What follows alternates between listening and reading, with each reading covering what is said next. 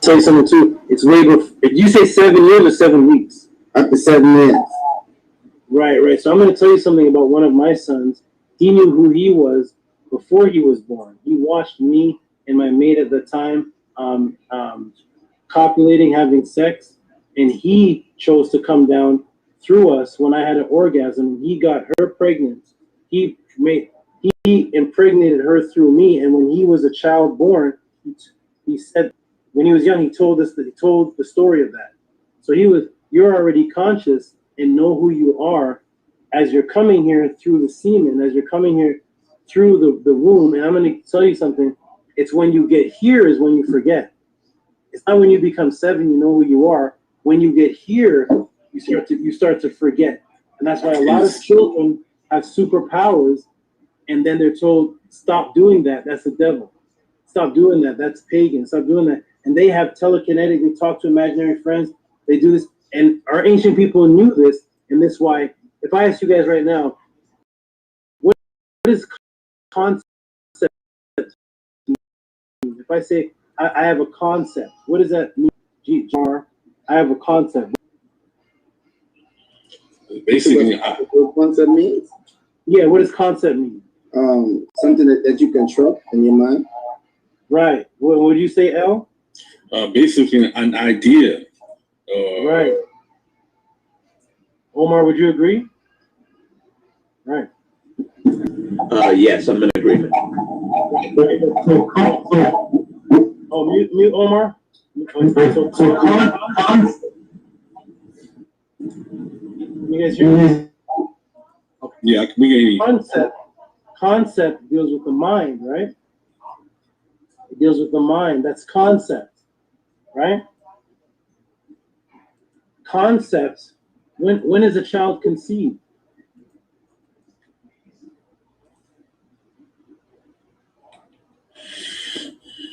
When is a child conceived? Before we answer, we have Kevin just joined in the chat, just to let you guys know. He's a good brother of mine as well, so he is probably want to sit back or maybe want to add to it later on. We go ahead with the question, brother. Okay. So when you say you conceive the child, oh, he has to mute or something. Yeah, it's mute. I just muted that. Really choppy now. You guys are frozen on my screen. Can you guys hear me? Yeah, we can hear you. I can hear you.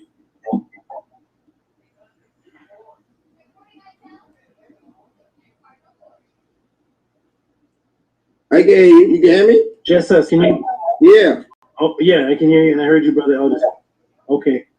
choppy and there's little circles. So when is a child conceived? They teach us in school, a child's conceived. When is a conception? Supposedly when the sperm touches the egg, right? Yeah, that's what they say. When the sperm touches the egg. Right. So they're using the same word for existence that they use.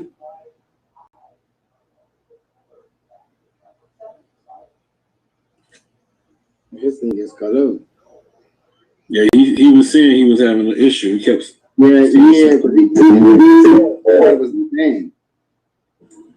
Okay, I will answer that question. Oh, he's back.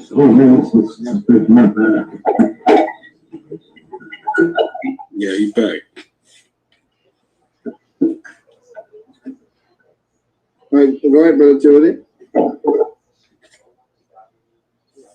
Oh, I'm back. Okay. Can you guys see and hear me? We can hear you. Okay. Okay. So a child is conceived, they say, when the sperm touches the egg, but the word conceived is a thought coming into existence because the child is actually conceived in the thought realm before it's a physical being. True that. You existed before you came here. Your consciousness existed, and that is when you were conceived in that conceptual thought form, and then you came down. So you actually developed, and then when you come, you start to forget slowly and slowly. And what do we try to do? We try to remember who we are. So actually, we're forgetting who we are. But what are you in that thought? What you specifically? What are you in that thought form? Really bad. I think since Kevin came in, at least on my side, it's I'm asking, what are you in that thought form? What the hell happened?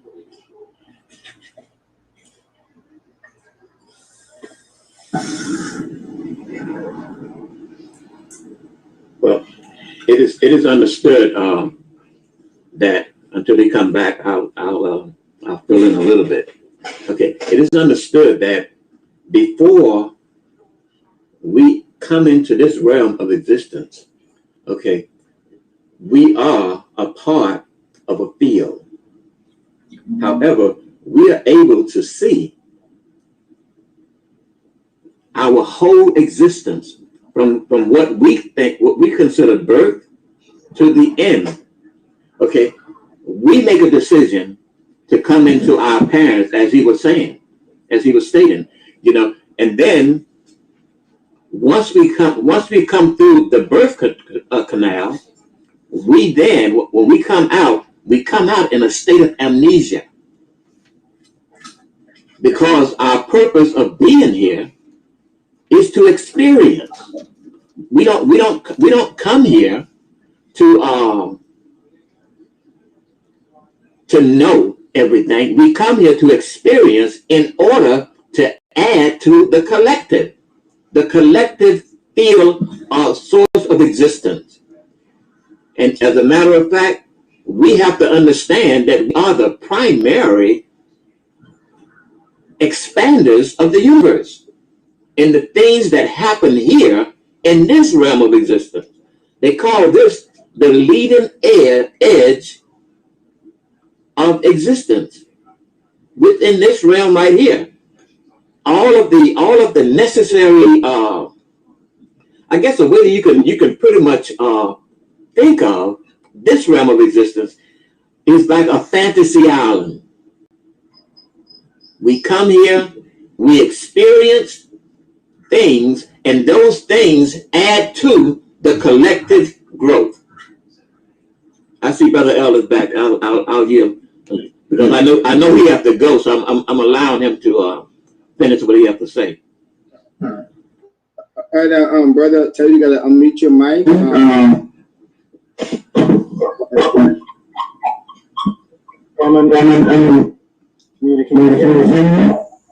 Echo. Okay, we can hear you. Okay, good. what you asked. Yeah, I was asking you when you were saying that we conceive in a thought. In that moment of conceiving, or before the thought of conceiving, what specifically you were during that time? Now we're gonna hit this over. We're gonna take this one out. I want to hear sperm. Forget the sperm. Where you were before the sperm? We know your sperm. We know that. That they call liquid light. We know that part. Before the liquid light, what were you before that? Right. So this leads us back into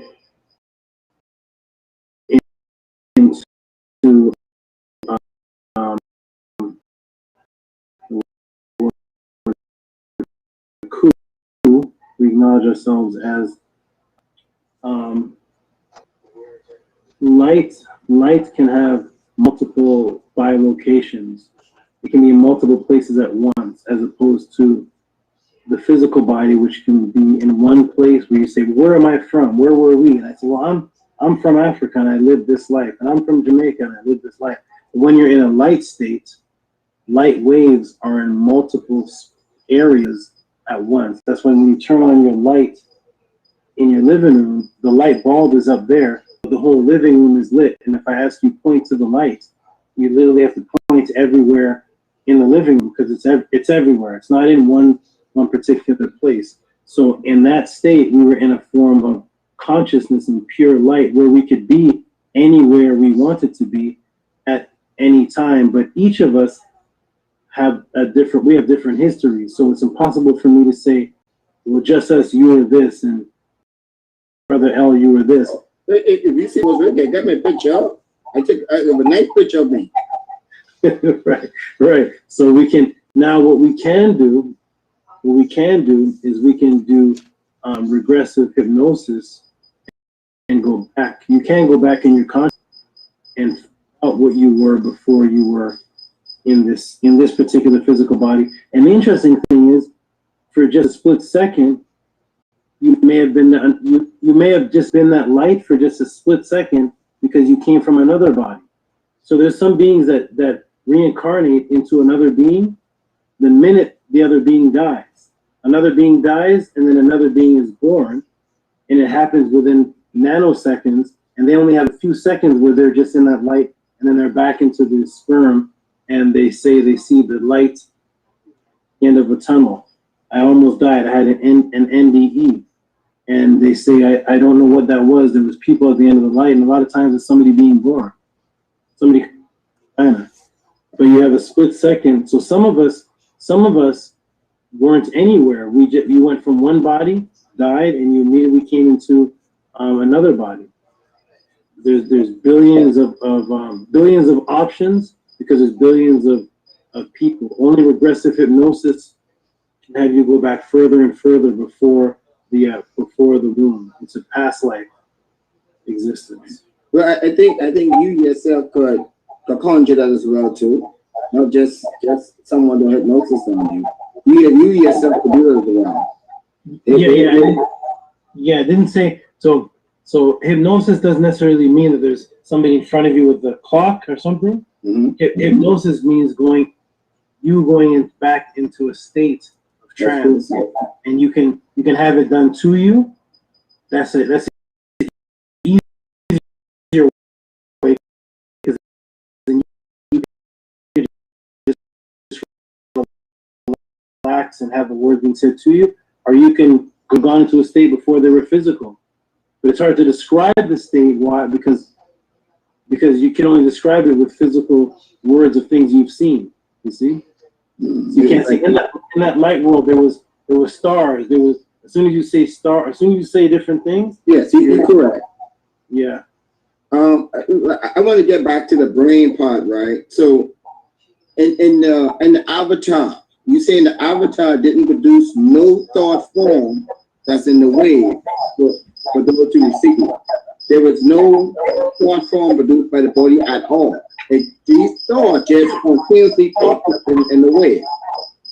It's a combination. What you're calling your personality is a combination, but it's not your own personality. It's a culmination of millions of things coming into you at once, and then you identify and you say, this is what I am. Your body has a lot to do with the thought, because you can.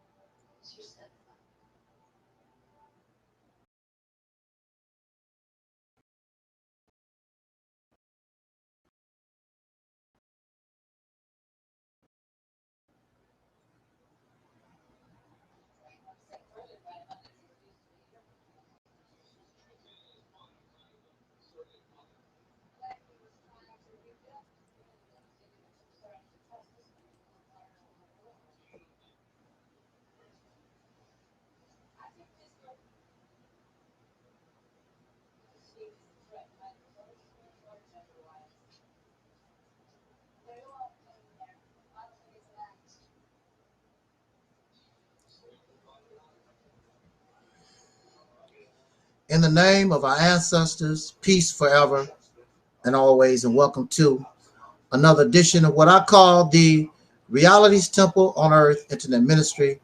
I am the gatekeeper or the host of this program, known here on social media, wherever you may find me. I am known as the mighty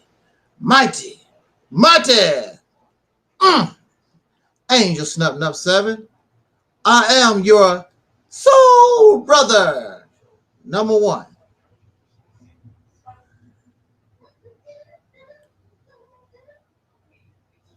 As many of you know, or may not know,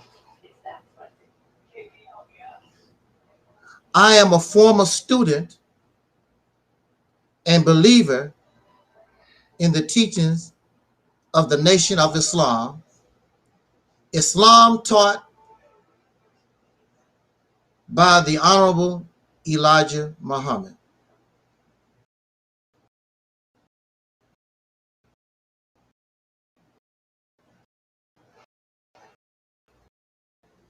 One of the reasons, various reasons, but another one of these reasons was that Nation of Islam gave me a God for the first time that you can actually connect to. As God, as taught by the Nation of Islam, the Honorable Elijah Muhammad, we are taught that God is a man. God is flesh and blood.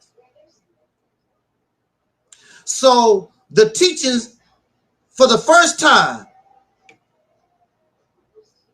probably in history, I don't know. I'm just saying, as far as I'm concerned, as far as I know, and as far as the so-called Negro, the African American, the ADOS, whatever you want to call yourself, the Negro, this was a strange teaching, because it's the first time that religion was presented to us and we did not have to look in the sky for God. We did not have to look into the ground for devil. God was a man walking on the earth. We was taught that when you look in the mirror or when you see a black man, you see God. God is not a spirit. God is not invisible. And God can die. And God transfer his knowledge and understanding to the next God. And I believe, if I remember correctly, that God is the number 13 of a panel of 12. But God is the head, if I remember correctly. I think that's how it goes. But for the first time, we see God as flesh and blood, and God can die. Whereas other religious belief systems teach us that God is invisible and devil is invisible, somewhere, always lurking, always around.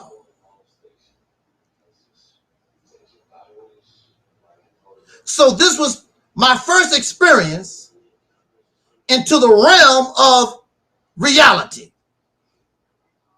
making God tangible, making God real. Of course, as time goes on, we realize even though God is a man, if we continue to study those teachings, there are other parts of the teachings that continue to keep us in fantasy and mythology and fairy tales. But this is our first time to view God in a real sense, where God is a man and devil is a man. And of course, we were taught that the white man is the devil of your scripture of both Quran and Bible. And we, the melanated people on the earth, we are the children, the descendants, the bloodline of God.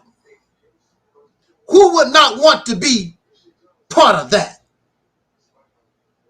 And so thousands, if not millions over time, embrace this concept or this belief.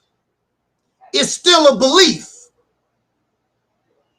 It's a belief because I'm going to tell you things that I cannot prove, but I want you to believe what I'm telling you. Take it on face value.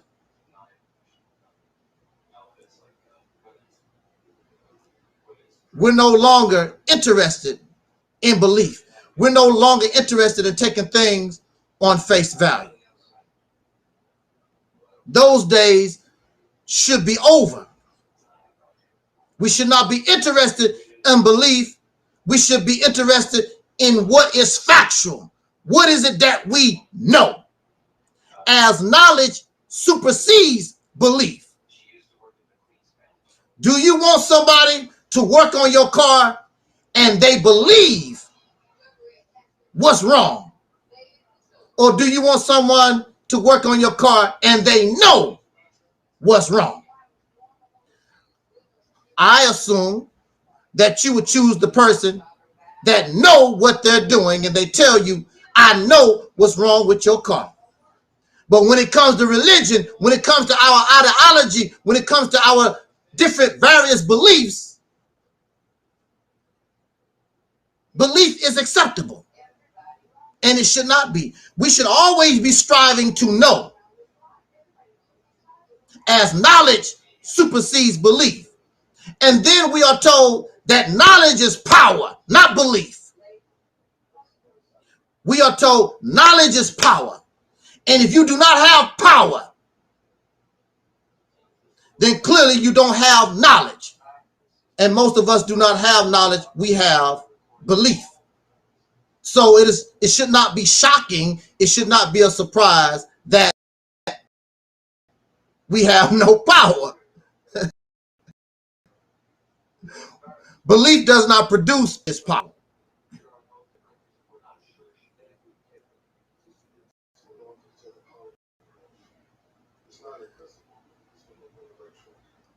From what I understand and what I know, and we heard an excerpt from a YouTube broadcast of which our brother Omar Shamsuddin, our elder, participated in, and it was about consciousness. And through Facebook, he sent me the link so that I may listen to this conversation. And I must tell you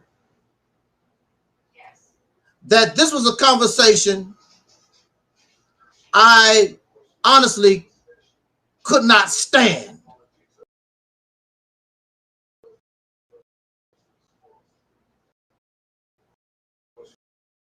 It was making me puke because you're telling lies. You're presenting make-believe.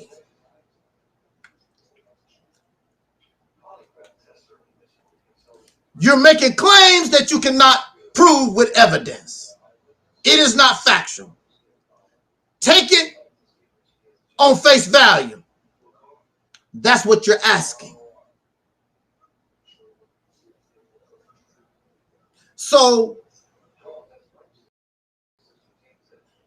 it is stated in the nation that we are conscious as sperm. And we choose, I guess, who our parents gonna be. We know, see, it don't make any sense. Because before we can come into being, the sperm and the egg must come together. And listening to this conversation, the brother said that his son or somebody told him at the moment of his orgasm that he knew that he was getting ready to come into existence.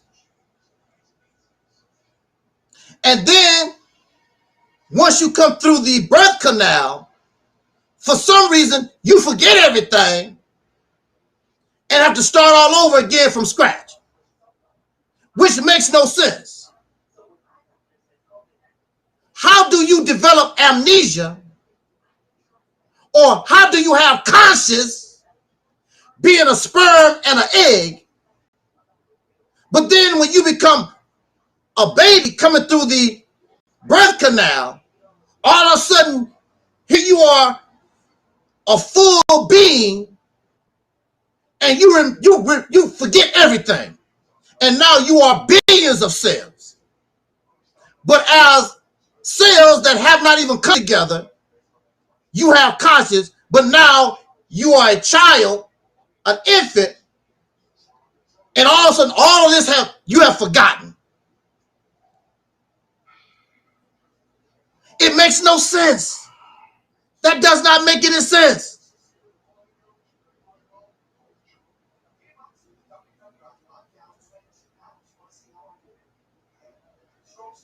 I'm listening to this conversation. And we, in our consciousness prior to our being born, we have the ability to decide whether or not we want to come here or not. It's a damn lie.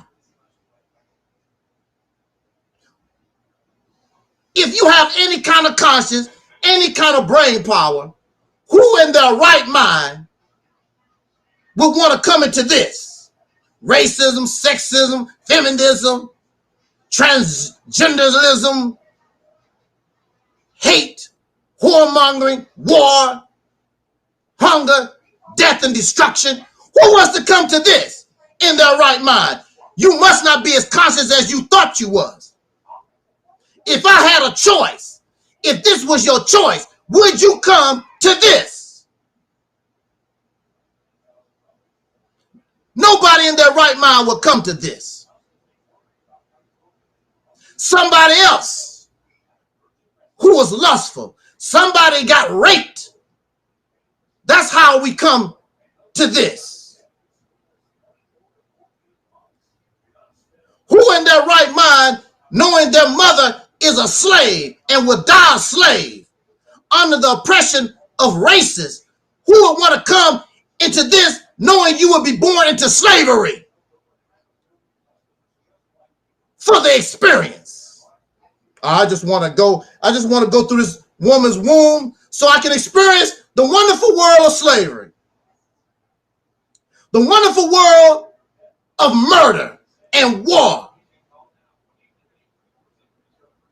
patriarchal genocide, and all the evils that this beautiful life brings us.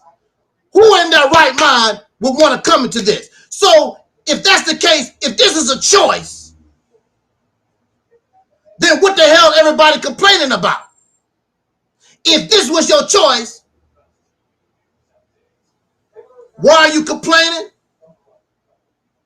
Why are you talking about, I want freedom, justice, and equality? You made the choice to come into a place that has no freedom, justice, and equality, according to their logic, their belief. Because I'm listening to this conversation and they offer no kind of evidence at all, period. No kind of proof. Go into your lab and take the sperm, since we have conscience as a sperm and ovum as an egg. Show us this consciousness before we are born.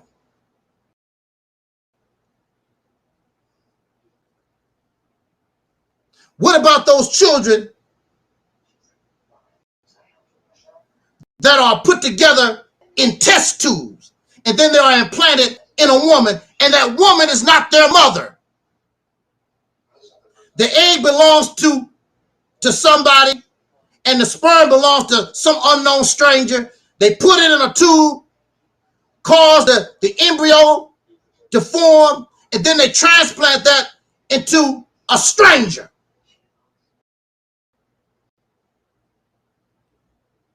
There is no choice.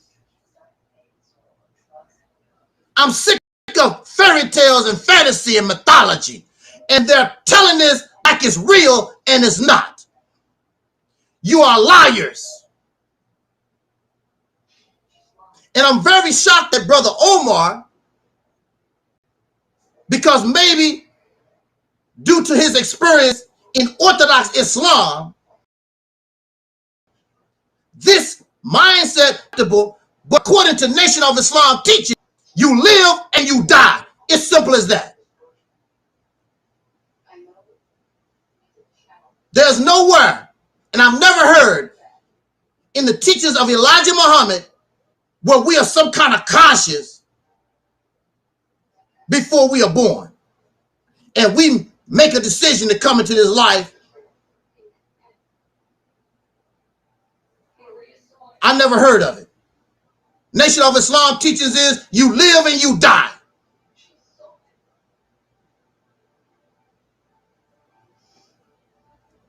It's a lie. I'm telling you, these are more lies, fairy tales. There's no way, if I had a choice, I would come into this mess. No way.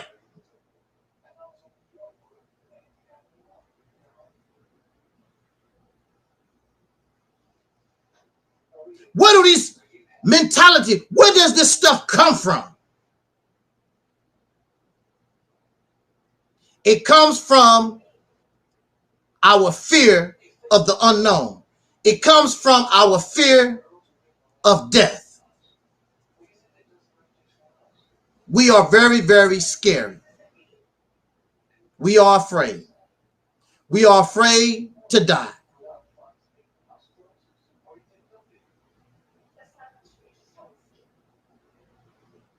So, since you are afraid to die,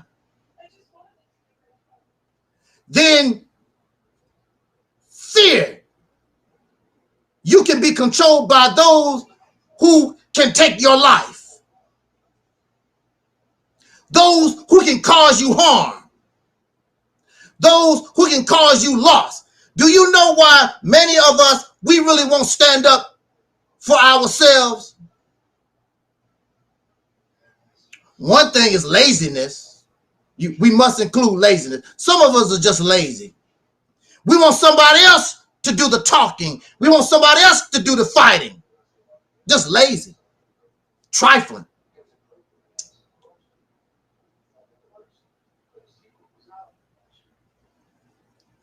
We are afraid of losing our house, our cars. We're not even talking about death. We don't want to lose the material things that we have accumulated in the oppression, in the injustice that we claim we don't like. You accumulated all these things, your college degree, your money, your cryptocurrency, all the stuff that you got, you accumulated within a system that you say does not give you freedom, justice, and equality. And you're afraid of losing it. And so you will complain and you will talk to a certain point, but you will not step across the line that will in danger cause you harm, cause you loss, let alone death. You know how much to talk, then you shut your damn mouth.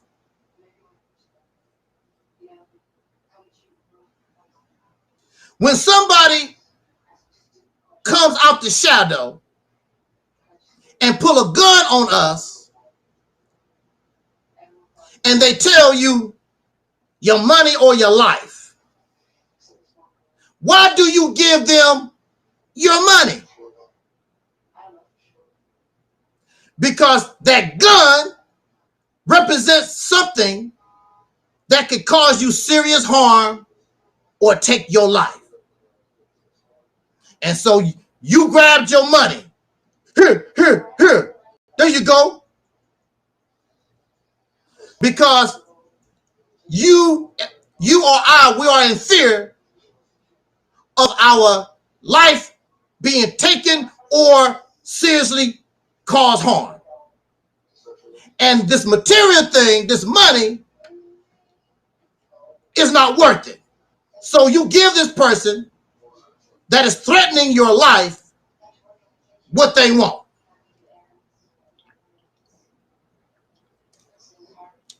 The sad thing about it is a lot of cases, they shoot you anyway.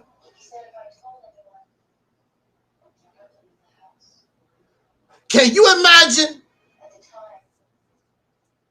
what would happen if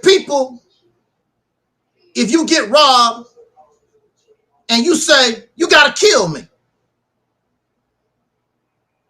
And you put up a struggle, you put up a fight. The reason why the robber does what he does, the reason why the bully does what they do is because they don't expect to get hurt. They don't expect to die. They don't expect loss of life. They don't expect death.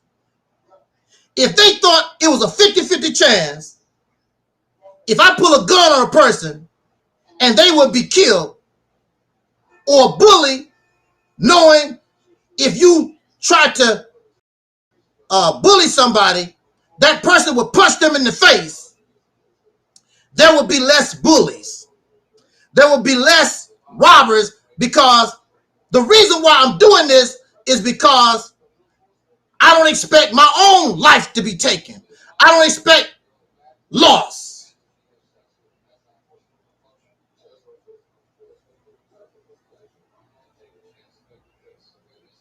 What was used on the slave plantation?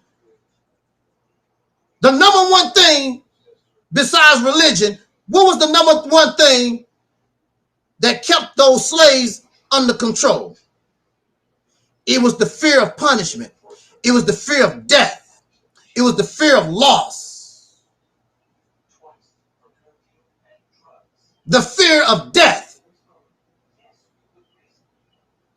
All over the world for centuries, The threat of your life being taken has been used as a tool of control. Yes. And it's still, well, if you don't do what I say, I'm going to fire you. A way of control. So you're going to straighten up your act because you don't want to get fired. Stop speeding. I'm going to take your license away from you.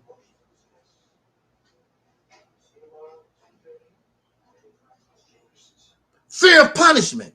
Fear of loss. This is how we control.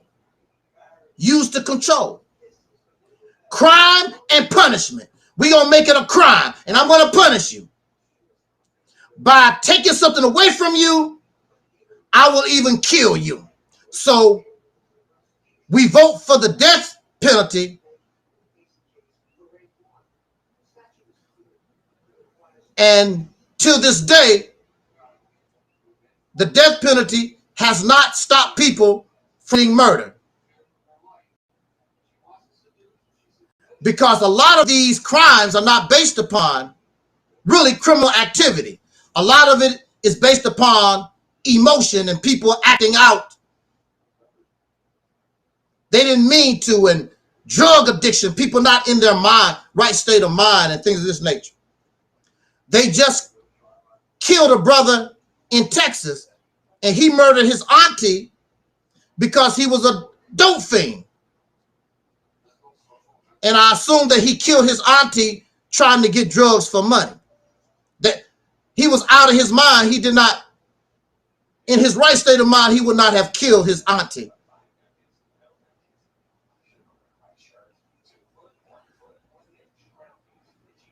The fear of death.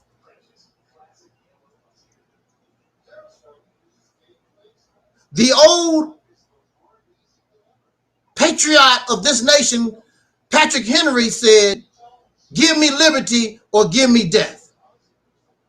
Because he understood asking for liberty could get you killed.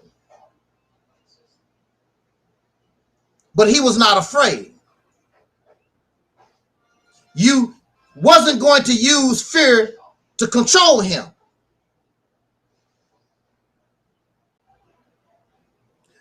Assassination is the fear of death.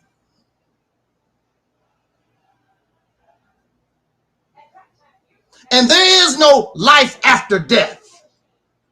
That's why they use assassination, because when they murder you, kill you, they don't have to worry about you no more. If they thought you was hanging around as conscious energy, as some kind of spirit, what's the sense of assassination? It defeats the purpose. I'm trying to get rid of you.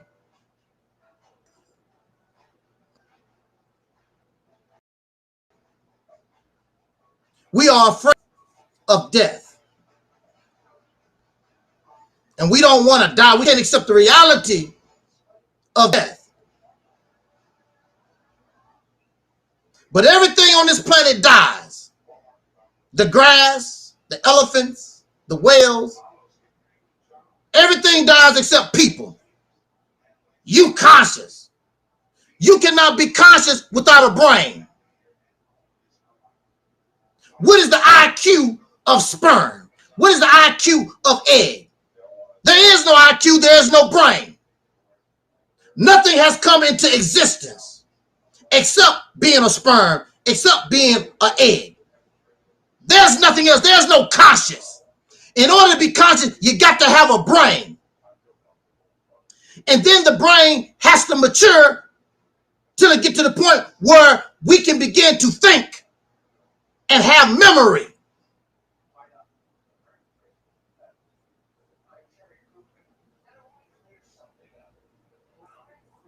Some of us believe we are energy, and energy never dies.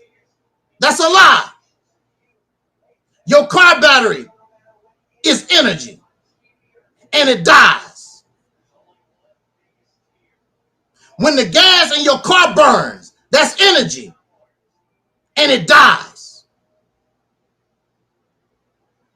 And then the after effects may go on to become part of something else, but that what we knew of is gone. That what we knew of that had life is gone. And the residue may become part of something else, but that what it once was is gone. So at all the funerals, they would tell you, here are the remains of something that once was alive. It no longer exists. The coroner came out in 1965 and told those who attended Malcolm X's last speech, came out of the coroner's office and told them, the man you knew of as Malcolm X is no more. We don't want to face that reality. So we make up these cartoons and these stories that we can't prove so we can feel better about ourselves so that we can deal with it. We conscious energy and we go into different dimensions and galaxies and blah, blah, blah. And we can't prove nothing because it's a lie.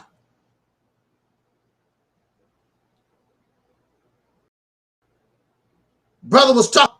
Some people on their way out of this world, they see this light.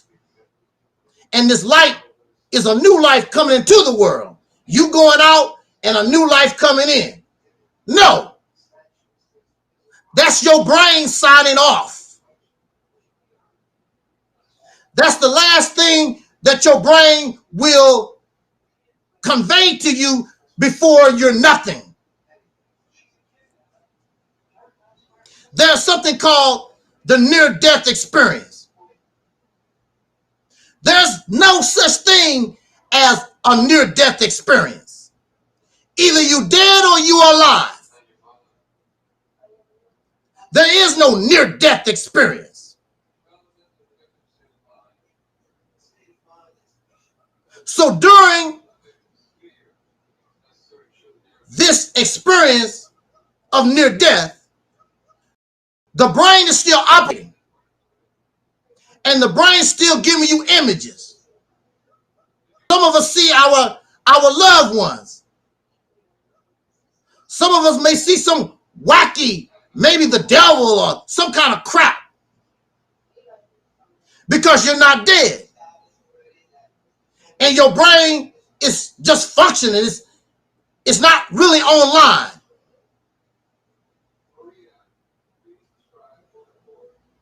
And when you come up out of that experience, you remember, oh, I saw my mother on the other side. I saw my father. I saw the future.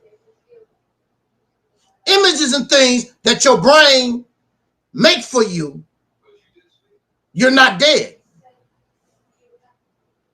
There is no such thing as a near-death experience. Either you're dead or you're alive.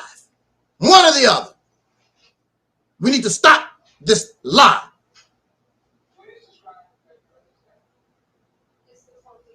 Because you're scared to die. Afraid of death. And that's why you're not liberated. That's why you're afraid to fight your enemy the way you need to. Because you are afraid to lose these material things. And you're afraid to lose your life.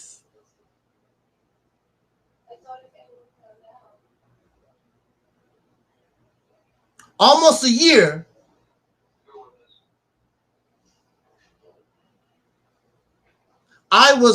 almost a year ago, I was getting prepped for surgery.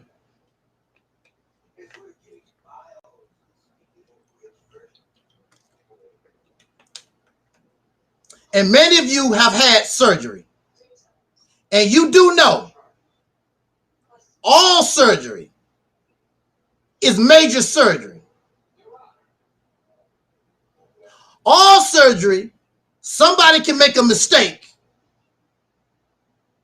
And instead of going to the hospital bed, you'll be going to the morgue.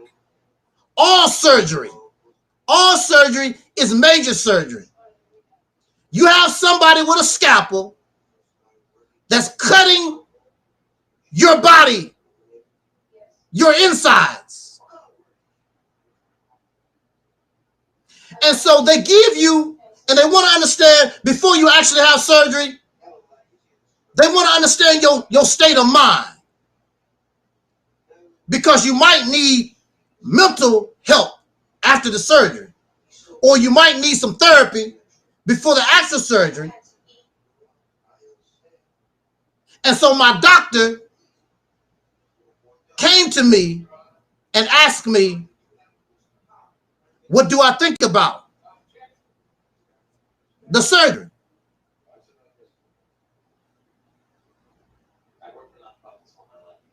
And I asked them the possibility of death. And they told me the truth. They did not try. My doctor did not try to make things peaches and cream. My doctor told me all surgery is major surgery and you could die. And when my family learned about my surgery, because we know this, people was afraid. People shed tears because, and I had got my affairs together. Those who could handle my affairs, because I might not make it. But I told them, I'm not afraid. As surely I came into this world not knowing life, I can leave this world having no knowledge of death. I don't care. If I wake, damn. But if I come back into this mess, oh well, journey continues. I don't care. I'm not afraid. The most dangerous people in this world are those who don't fear death. You don't care. So that's what makes Malcolm X dangerous. That's what made him dangerous. And Harriet Tubman, so many of our forefathers, ancestors, they wasn't afraid. And sometimes you can use religion, use these teachings to help us not afraid. I'm not going to die. I'm going to go to heaven. I'm not going to die. I'm going to turn into a ball of energy and go to the 5th dimension and the 3rd dimension and the 7th dimension or whatever. So we use these stories so that we're not afraid. Like we do our children that's afraid of the dark. You tell them some cartoon story to make them less afraid of the dark. Because darkness is a reality. You can't escape the darkness. The sun goes up and the sun goes down. That child is going to have to deal with the darkness.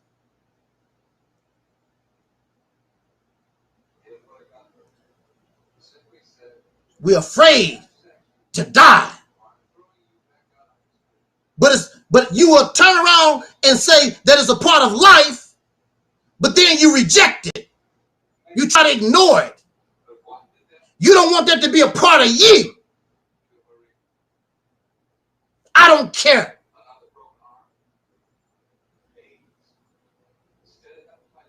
I'll be 60 years old in a little bit.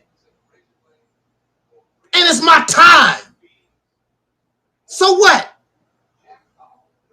I've done my time. There are many of you who will not see 60 or 50 or 40 or 30. Some of our people are not able to see 15. So I've done my time. What am I afraid of? My mother is gone. My grandfather is gone. My uncles is gone. Many of the people I looked up to, Michael Jackson is gone. Prince is gone. Elijah Muhammad is gone. Brother Malcolm is gone. What the hell am I afraid of? It's the natural process.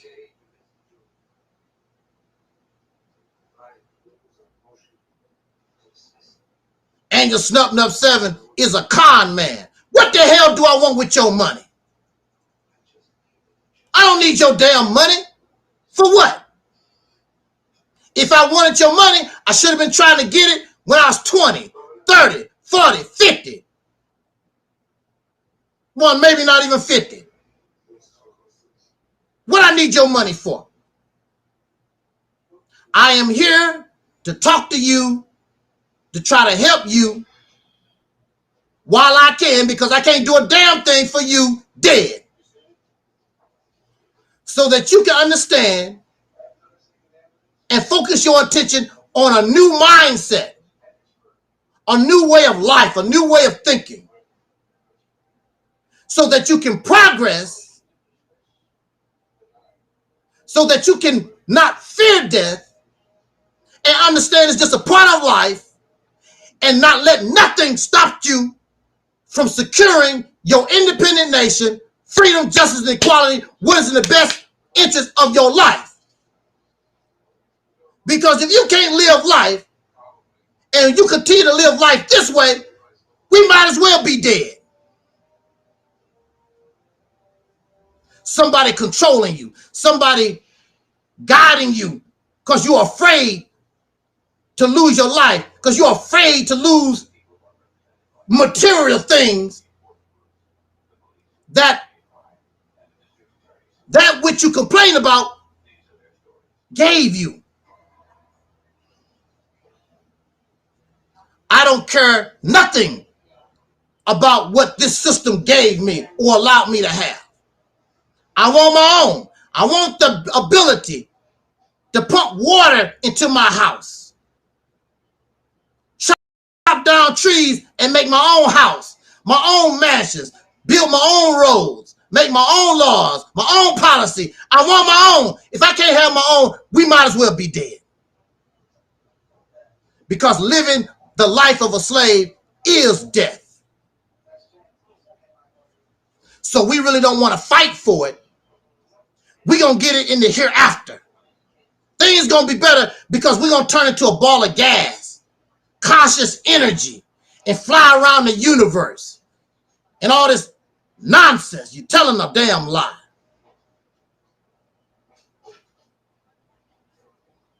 And if you're not telling a lie, where's your proof?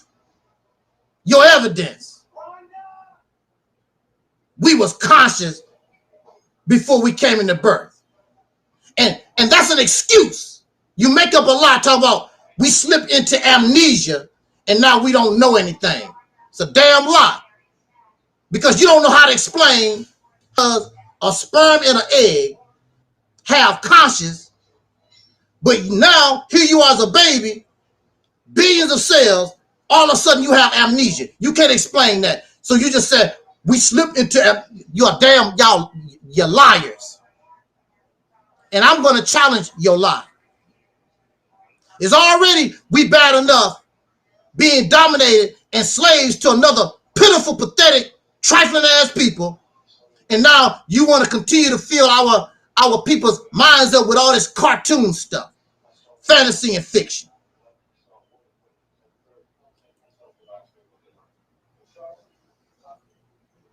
I can't do it.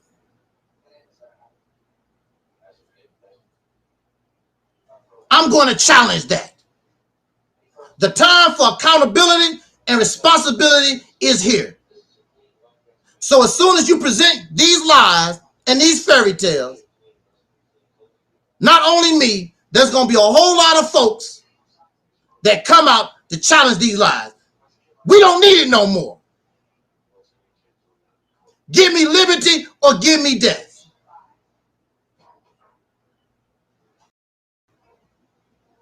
You will fight.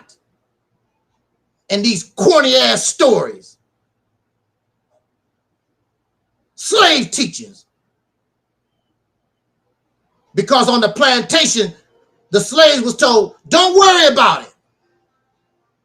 You gonna get yours after you die. And here you are supposed to be black conscious, Mr. African, Mr. Expert on Nation of Islam teaching or whatever, this blackness. You turn around and tell people your version of the same lie. Don't worry about it. You're not gonna never die. You're just gonna turn into energy and fly off. Same slave lie. The European gave us slave teachings, and you do the same. You just have a different version of slavery. Well, the buck stops here. The Nation of Islam always say, show and prove. You cannot show and prove none of this nonsense, these fairy tales and lies. And they on the panel talking like they talking some big shot stuff. I'm writing in the chat room, challenging, and they just ignoring the chat room.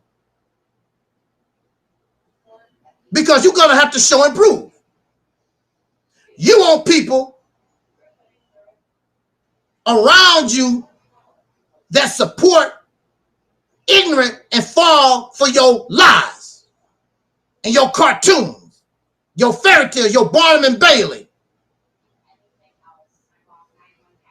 We don't do that here. How are we going to progress as human beings, let alone soul brothers and sisters, black people in this reality, and we can't accept reality? We live in reality, but we want to practice fantasy and fiction and la-di-da. How are you supposed to progress?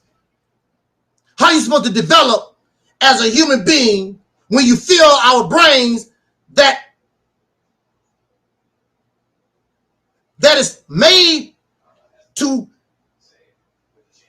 embrace and intertwine reality, and you're going to change the settings of your brain and force our brain to embrace that which don't exist as a reality? So when we have these near-death experiences and we fill our minds up with this fantasy and fiction, while we are in a comatose-like state, the brain is making this stuff real for you. Because you're not dead. When you're dead, dead people don't talk. Dead men tell no tales. There is no in-between life and death. Either you're dead or you're alive. Life and death don't mix. That's why I never liked those horror films about Night of the Living Dead or whatever. Either you dead or you're alive. How can you be dead walking around looking like you're alive?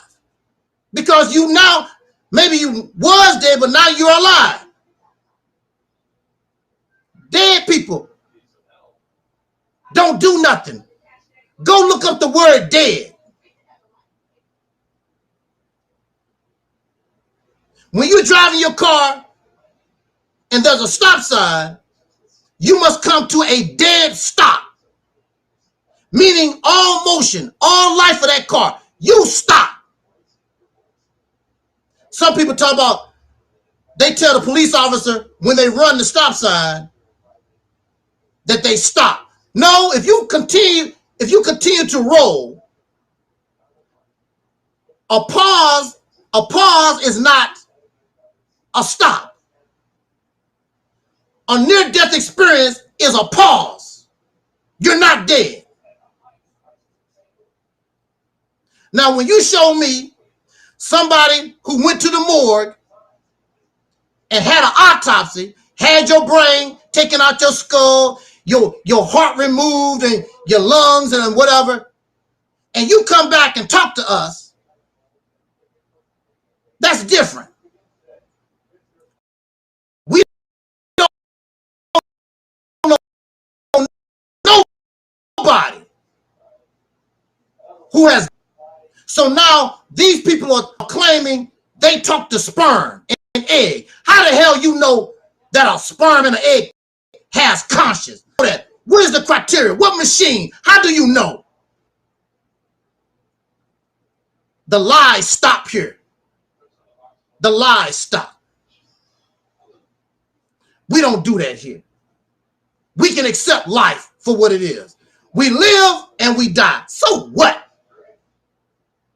What you scared of? What you upset about? You didn't know nothing about this until your brain got to the point where you understood that you was alive. And when your brain cuts off, it reminds me of those old televisions that I grew up with. Remember those old televisions? And when you cut the television off, the television, it will be all lit up. Then when you shut it off, the light will get smaller and smaller and smaller and smaller until it disappears. And so when you're getting ready to die, I assume, in some cases, that's probably what you're experiencing. The light gets smaller and smaller and smaller and smaller. But during a near-death experience, you're not dead. So it only goes so far, and you wake up and talk about, I saw the light.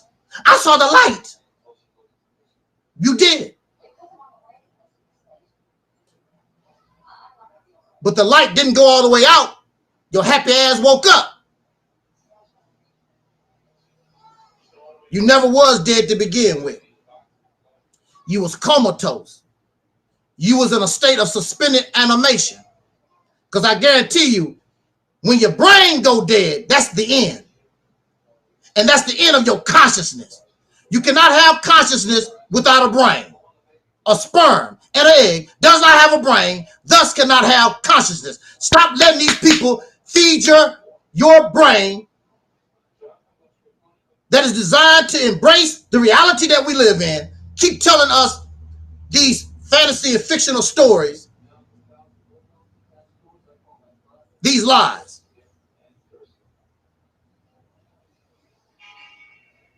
And all these stories and mythology come from is due because we are afraid to die. We are afraid of the unknown. We have a fear. We can be controlled because we have a fear of harm. We don't want to get hit in the face. We don't want to get hurt. And we don't want to lose all this beautiful stuff that the Peckerwood allowed us to have. If you really want freedom, justice, and equality, and we know that this thing called Operation Exodus Mississippi, we know that it is the tool. We know, not believe, we know that this activity can get us what we want, can gain the people freedom, justice, and equality. Then we should be willing to challenge death and suffer harm and loss so that you can gain that. All this stuff don't mean nothing when you're a slave. All this stuff don't mean nothing when you're living in somebody else's house and they can kill you at will. Because you are denied freedom, justice, and equality. And as a man, how do you feel as a male, as a man? And your women and your children. I don't give a damn if you're LeBron James, Denzel Washington, Will Smith, Jay-Z, as men, you might be wealthy, but you gain your wealth because of another man. And you produce nothing. Your wife and your children eat food grown from another man. You drink water because of another man. Your clothes because of another man. How can we feel like men and everything about us came from another man? Aren't you just as good as he is? Can't you grow food? Can't you build factories and schools? Can't you give your wife and your children what this pecker would give to his? You're satisfied with the crumbs that fall from his table?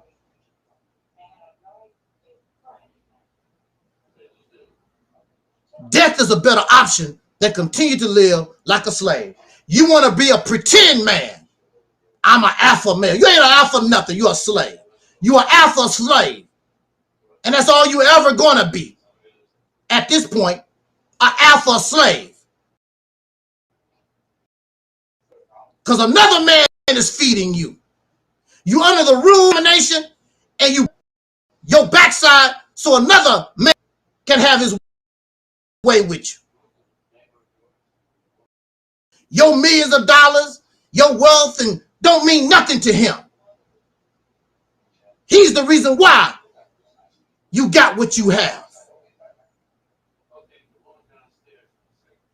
Your oppressor's face is on your dollar bills. Your money is in his banks. You drive his cars. You don't build nothing.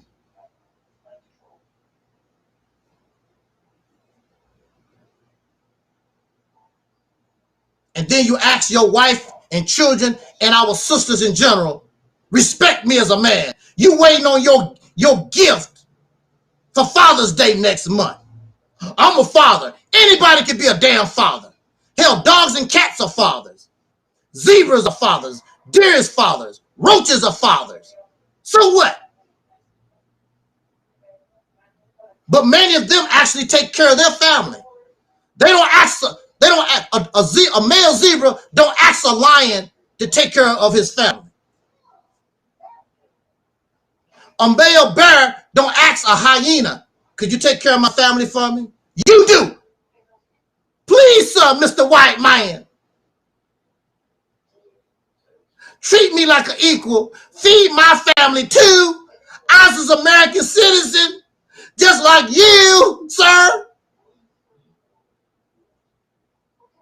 When you get to the point where you're not scared to die,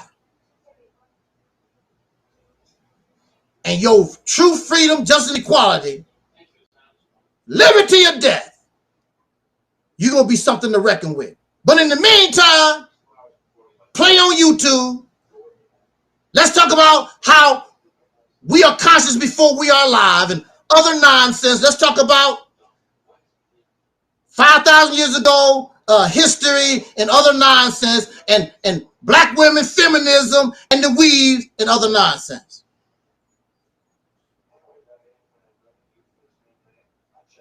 Let's talk about everything except give me liberty or give me death. On that note, let's get out of here. Thank you for listening. Jot down your comments. I appreciate those who have taken the time to listen to this spontaneous talk, this lecture. Subscribe to Operation Exodus Mississippi campaign if you have not. Share. You don't have to share nothing about this ministry, but please let our people know about the best and most realistic option we have as a people in this nation that has nothing to do with beliefs or ideology, nothing like that. It's just a plan. It's just an activity, actually, that our ancestors already was doing that could put us in a better position in this country so that we can become competitive with those in this nation. Support our sister Noble. That's her channel. Subscribe. She has a book called God is on Trial. And I think she talks about the near-death experience in the book. I'm only like halfway through, so I really don't know if she covered the near-death experience in her book, God is on Trial. And also, if you wish to support this platform, you can do so. And all this information is in the description box. So I do plan to come back later on in a few hours. I want to talk about, and I'm late. It's late news, but I still want to talk about it. Dr. Umar Johnson. He has a video where he's gambling y'all money. Woo, y'all support anything. Anything. Okay, on that note, let me get out of here. And I'll catch y'all in a few hours. Talk about Dr. Umar Johnson. And